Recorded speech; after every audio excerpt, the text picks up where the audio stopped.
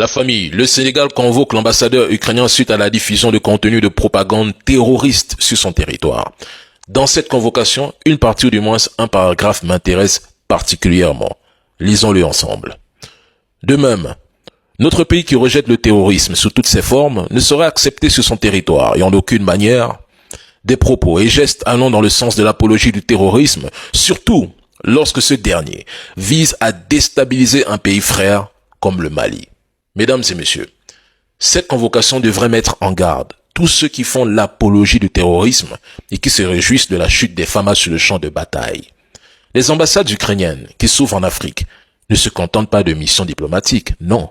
Elles se livrent à des activités de renseignement et d'espionnage. Elles pourraient même organiser des rencontres secrètes avec des opposants au régime malien ou même des groupes terroristes les soutenant matériellement ou financièrement.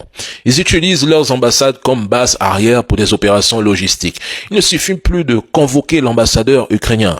Il est impératif de surveiller de près les activités de ces ambassades sur votre sol. L'Ukraine en proie à une guerre est dirigée par un leader illégitime qui semble avoir perdu tout sens de la réalité, ne peut rien apporter au Sénégal. Il s'agit aussi de votre sécurité, parce que si l'AES tombe, c'est tous les pays plus au sud qui vont aussi tomber ou voire sombrer. Donc, c'est déjà une bonne chose, cette convocation.